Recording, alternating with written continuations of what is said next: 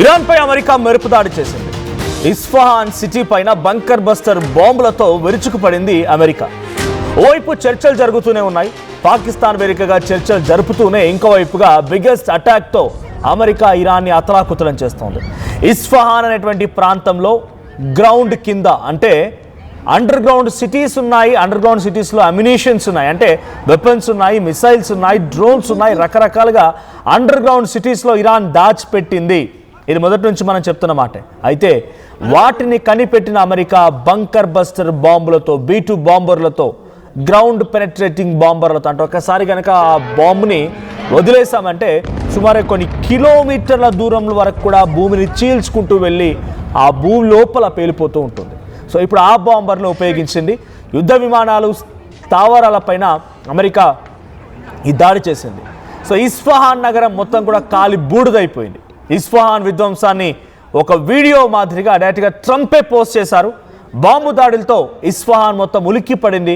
భారీ పేలుడు సంభవించింది. అయితే ఇస్ఫహాన్ ప్రాంతంలో 23 లక్షల మంది జనాభా ఉంటారు. గతంలో ఇక్కడే అణు కేంద్రాలు కూడా ఉన్నాయి. అణు కేంద్రాలు కూడా ఇజ్రాయెల్ అమెరికా అప్పటి యుద్ధంలో పూర్తిగా పేల్చేసే ప్రయత్నం చేసింది. అయితే ఇప్పటికీ ఇంకా యురేనియం నిల్వలు ఉన్నాయన్నట్టుగా సమాచారంతో అమెరికా మళ్ళీ దాడి చేసినట్టు తెలుస్తోంది. ఇంతకీ ట్రంప్ విడుదల చేసిన వీడియో ఏంటి? ఆ వీడియో చూద్దాం.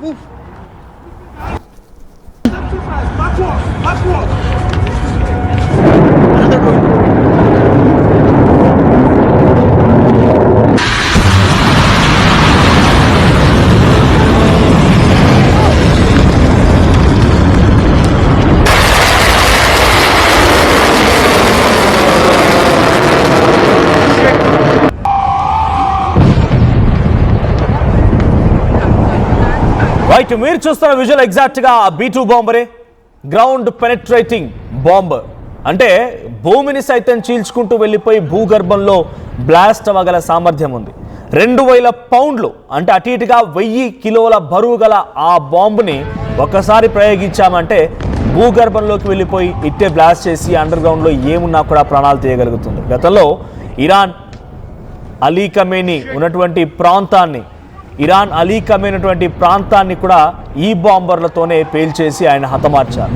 టెహరాన్లో ఉన్నటువంటి సీక్రెట్ బంకర్లో దాగి ఉన్నటువంటి అలీ ఖమేనీని ఈ గ్రౌండ్ పెనట్రేటింగ్ బాంబుతోనే, ఈ B2 బాంబర్తోనే హతమార్చింది అమెరికా. ఇప్పుడు మళ్ళీ అదే బాంబును ఉపయోగించి అండర్ గ్రౌండ్ సిటీస్ని కుప్పకూలుస్తోంది. ఇరాన్ సంబంధించినటువంటి ఇరాన్ స్పీకర్ ఏమాత్రం కూడా వెనక్కి తగ్గడం లేదు. ఎట్టి పరిస్థితుల్లో వెనక్కి తగ్గమనే మాటనే చెప్తున్నాడు. మీరు అంతకంతకి తెగిస్తే మేము కూడా తెగించాల్సి వస్తుంది. మా దగ్గర అద్భుతమైనటువంటి ఆయుధాలు ఉన్నాయి, అండర్ గ్రౌండ్ సిటీస్ ఉన్నాయి, అండర్ వాటర్ కూడా మేము ఏర్పాటు చేసుకున్న కొన్ని ప్రాంతాలు ఉన్నాయి. వాటన్నిటితో అమెరికాని అంతమొందిస్తాం. ఒక్కసారి దమ్ముంటే అమెరికా ట్రిపోలి షిప్ ఏదైతే ఉందో USS ట్రిపోలి వార్షిప్ నుంచి ఆ 3000 మంది కమాండెంట్స్ మరి కాసేపట్లో ఇరాన్లో అడుగు పెట్టబోతున్నారని ట్రంప్ ట్వీట్ చేశారు, చూసారు కదా. దమ్ముంటే అడుగు పెట్టమనండి. వాళ్ళ చావుని వాళ్ళే కోరి తెచ్చుకుంటున్నారు. అడుగు పెట్టిన క్షణమే వాళ్ళంతటి వాళ్ళే షాహీదీ డ్రోన్లుగా పేలిపోతారనేటువంటి మాటని ఇరాన్ స్పీకర్ చెప్పుకొచ్చారు. సో ఈ ధైర్యాన్ని, ఈ యొక్క సాహసాన్ని అంతమొందించడమే ట్రంప్ ఇప్పుడు లక్ష్యంగా తీసుకొని ఆ వీడియోని రిలీజ్ చేశాడు. సో మనం చూస్తున్న రైట్ సైడ్లో డొనాల్డ్ ట్రంప్ చేసిన ట్వీట్ అది. సో డొనాల్డ్ ట్రంప్ ఆయన అఫీషియల్ ట్విట్టర్ అకౌంట్ నుంచి ఈ వీడియో విడుదల చేసే 31 సెకండ్స్ నిడివిగల ఈ వీడియోలో B2 బంకర్ బాంబులు ఏం చేశాయనే దానికి కనబడుతోంది. ఇస్ఫహాన్ ప్రాంతంలో గతంలో కూడా న్యూక్లియర్ సైట్స్ ఉన్నాయని చెప్పి 2025 జూన్లో జరిగిన 12 రోజుల యుద్ధంలో కూడా ఇదే మాదిరిగా అమెరికా ఇస్ఫహాన్, నతాన్జా ప్రాంతాలపైన దాడులు చేసింది. అక్కడ న్యూక్లియర్ స్థావరాలని పూర్తిగా కుప్పకూల్చామని చెప్పి ఆ తర్వాత సీజ్ ఫైర్ వచ్చింది. కొన్ని రోజుల పాటుగా యుద్ధం ఆగిపోయింది. మళ్ళీ తిరిగి న్యూక్లియర్ సైట్స్ని పెంపొందించే ప్రయత్నం చేస్తోంది. అక్కడ అలీ ఖమేనీ యొక్క నాయకత్వం మారాలి, రెజ్మీ మారాలి అనే ఆలోచనతో అమెరికా మళ్ళీ యుద్ధాన్ని మొదలుపెట్టింది.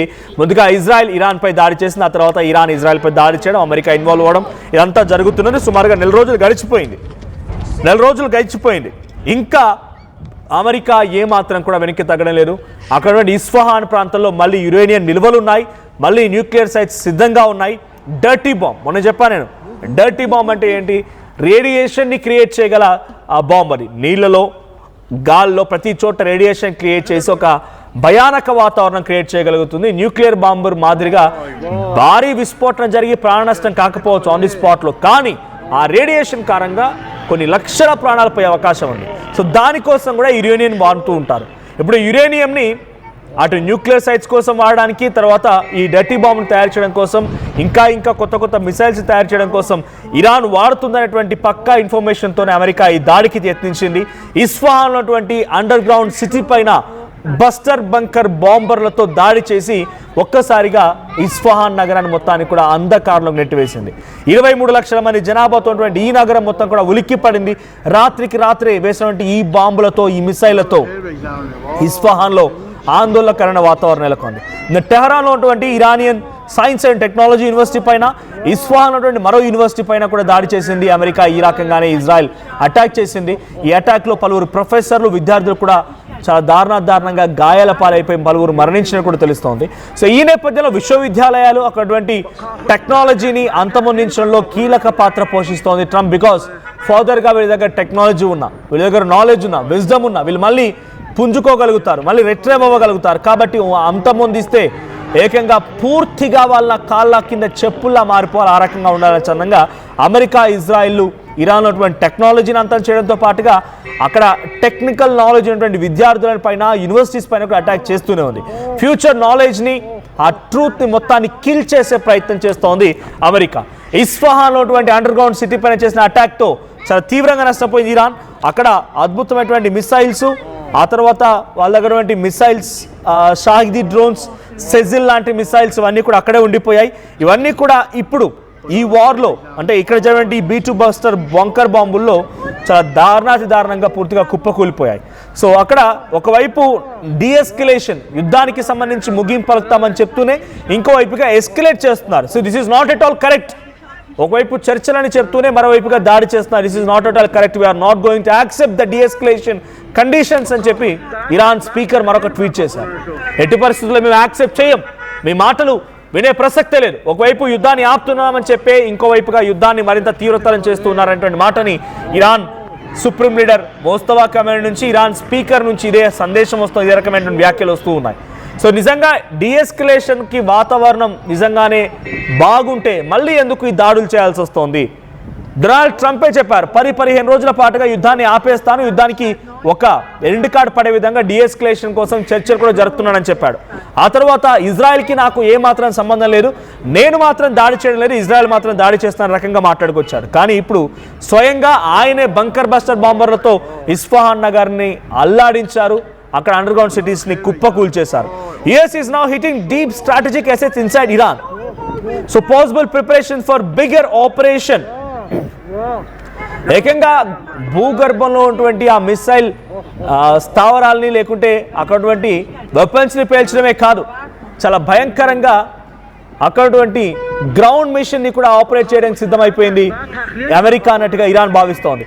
Continuous strikes, US and Israel expanding attacks, multiple targets across Iran. Over 11,000 plus sites targeted so far in the war. 11,000 sites, 11,000 ప్రాంతాల పైన ఇప్పటివరకు దాడి చేసిందంట. సో మిసైల్స్, డ్రోన్స్, హౌతీస్, హెజ్బొల్లాల పైన ఇప్పుడు ఇరాన్ మాపై దాడి అన్నట్టుగా భావిస్తోంది. ఈ స్థావరాల పైన ఇప్పుడు అమెరికా దాడి చేస్తోంది. So this is not the first strike. Isfahan పైన ఇది ఫస్ట్ స్ట్రైక్ ఏం కాదు, గతంలో కూడా ఇదే మాదిరిగా స్ట్రైక్స్కి తెరలేపింది. The first official of Iran said that penetrated munitions were deployed in the strike. Ground penetrating weapons ఉపయోగించిన అమెరికా అని చెప్పి ఇరాన్ వైపు నుంచి కూడా ఒక ప్రకటన వచ్చింది. సో ఈ స్టేట్మెంట్ని డైరెక్ట్గా డొనాల్డ్ ట్రంప్ ట్వీట్ రూపంలో వ్యక్తపరిచారు. సో డొనాల్డ్ ట్రంప్ చేసిన ట్వీట్లో కూడా మనం చూస్తూ ఉన్నాం, ఆ వీడియో కనిపిస్తూ ఉంటుంది. Iran's response has been caution and layered, reflecting internal deliberations rather than a unified position. Public messaging has only deepening the ambiguity. So ప్రస్తుతానికి అక్కడ పబ్లిక్ని అలర్ట్ చేశారు, పబ్లిక్ అందరినీ అలర్ట్ చేసి వారందరినీ సేఫ్ జోన్కి పంపించే ప్రయత్నం మాత్రం ఇరాన్ చేయగలిగింది, అంతేకాని అక్కడ దాన్ని తిరిగి దాన్ని ఇంటర్సెప్ట్ చేసే ప్రయత్నం ఇంతవరకు జరగలేదన్నట్టుగా ఇరాన్ చెప్తోంది. Iran officials insist that indirect exchanges via mediators such as Pakistan, Turkey and Egypt cannot be described as negotiations even as proposals are actively reviewed at the highest levels. వైపు యుద్ధాన్ని ఆపుతున్నాము, డిఎస్కలేట్ చేస్తున్నామని చెప్పి మధ్యవర్తమైనటువంటి పాకిస్తాన్, టర్కీ, ఈజిప్ట్లో మళ్ళీ యుద్ధం జరుగుతుంటే అమెరికాని ఎందుకు చూస్తూ ఊరుకుంటున్నాయి? మమ్మల్ని ఏమో ముగింపు పలకండి, రండి, మీరు యుద్ధాల్లో పాల్గొనకండి, చర్చలకు రండి అని పిలుస్తూ ఉన్నాయి. కానీ అటు అమెరికా మాత్రం దాడి చేస్తుంటే మౌనంగా ఉండిపోతున్నాయని చెప్పి ఇప్పుడు ఇరాన్ పాకిస్తాన్, టర్కీ, ఈజిప్ట్ పైన కూడా ఆగ్రహం వెలుగక్కుతోంది. In contrast, the White House has projected guarded optimism, describing talks as ongoing while simultaneously warning of several military consequences if its terms are rejected. Press Secretary Carolina Leavitt said in a press conference that the US forces are ready to unleash hell. ఒక నరకాన్ని చూపించడానికి సిద్ధంగా ఉన్నారు మా US army అన్నట్టుగా white house నుంచి ఒక statement కూడా వచ్చిందట.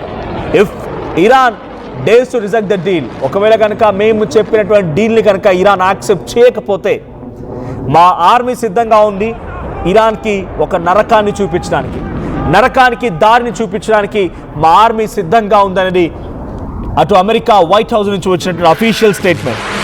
ఆయిల్ మార్కెట్స్ పెరిగిపోతున్నాయి, ఇన్ఫ్లేషన్ స్టార్ట్ అయిపోతుంది, మేము చెప్పినట్టు కనుక వినకపోతే ఇరాన్కి నరకం చూపిస్తాం, నరకానికి అడుగులు వేపిస్తామని చెప్పి వైట్ హౌస్ చెప్తోంది. అందులో భాగంగానే ఇప్పుడు గ్రౌండ్ పెనెట్రేటింగ్ రాడార్స్తో ఈ దాడి జరిగింది. ఇస్ఫహాన్ ప్రాంతం పూర్తిగా కుప్పకూలిపోయింది.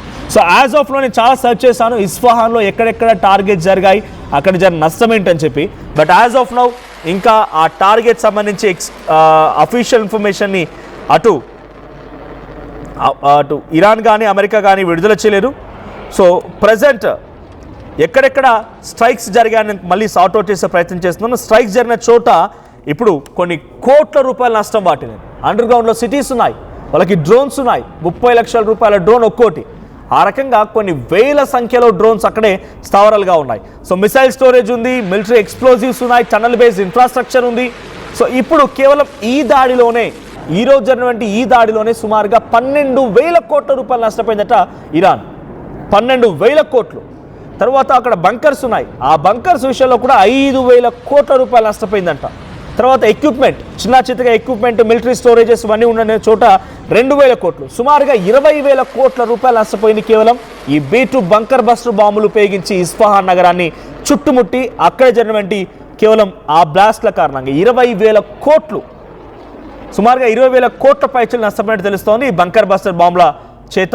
సో అక్కడ ఎక్కడెక్కడ ఎటువంటి దాడులు జరిగాయని చెప్తే కనుక తబ్రీజ్ ప్రాంతం పైన, తబ్రీజ్, తర్వాత టెహరాన్, తర్వాత ఇంకా యురేనియం స్థావరాలపైన పలువురు చోట్ల మెయిన్ టార్గెట్స్ వచ్చేసి అక్కడ కేవలం ఇస్ఫహాన్ ప్రాంతం పైన టార్గెట్స్ కొనసాగుతూ ఉన్నాయి. సో రీజనల్ గ్యాస్ సెంటర్స్ ఉన్నాయి, ఇస్ఫహాన్ న్యూక్లియర్ ఫెసిలిటీ ఉంది, షాహిదీ ఆర్మీ ఎయిర్ బేస్ ఉంది, ఆర్తేష్ ఎయిర్ బేస్ ఉంది, ఇస్ఫహాన్ ఎయిర్ బేస్ ఉంది. ఇవన్నీ కూడా అక్కడక్కడే ఉన్నటువంటి చిన్న ఇస్ఫహాన్ అనేటువంటి నగరం దగ్గర ఉన్నటువంటి ఎయిర్ బేస్, ఇవన్నీ కూడా ఎయిర్ బేస్లు, న్యూక్లియర్ సైట్లు. అక్కడ గ్రౌండ్ పెనెట్రేటింగ్ బాంబర్స్తో డైరెక్ట్గా దాడి చేయడంతో అక్కడ పూర్తి కుప్పకూలిపోయింది. సో ఇక్కడ అండర్ గ్రౌండ్ టన్నెల్స్ కూడా ఉన్నాయి. సో అక్కడ ఉన్నటువంటి టన్నెల్స్ కూడా పూర్తిగా మూతబడిపోయాయి. అంటే ఆ సిటీలోకి వెళ్ళాలని టన్నెల్స్ కావాలి కదా, ఆ టన్నెల్స్ కూడా పూర్తిగా మూతపడిపోయాయి. ఈ టన్నెల్స్ మూతపడిపోవడంతో రాకపోకలకు కానీ అక్కడ మిసైల్స్ కానీ వెపన్స్ కానీ బయట తీయడానికి చాలా తీవ్రమైన అంతరాయం ఏర్పడింది. అంతరాయమే కాదు, ఏకంగా పూర్తిగా ఆ స్థావరానికి ఇరాన్ ఏమాత్రం కూడా ఉపయోగించుకోలేదు. ఆ స్థాయిలో తీవ్రంగా నష్టపోయింది. 23 లక్షల జనాభా కలిగినటువంటి ఆ నగరం పైన ఇప్పుడు డైరెక్ట్గా ఈ ప్రాంతాన్పైన ఇప్పుడు అటాక్ చేయడంతో భయానక వాతావరణం, ఇస్ఫహాన్ మొత్తం కూడా అక్కడ ఒక భయానకమైనటువంటి పరిస్థితి నెలకొంది. ఇస్ఫహాన్లో జరిగిన ఈ దాడి ద బిగ్గెస్ట్ దాడిగా భావిస్తోంది ఇరాన్. ఒకే రోజు బంకర్ బస్టర్ బాంబులతో దాడి చేసిన సంఘటనలో అలీ ఖమేనీ అంతమొందించగా, అలీ ఖమేనీ చంపేయగా ఇప్పుడు మళ్ళీ ఇస్ఫహాన్పై టార్గెట్ చేయడంతో 20,000 కోట్ల రూపాయల నష్టం వాటిల్లింది ఇరాన్కి.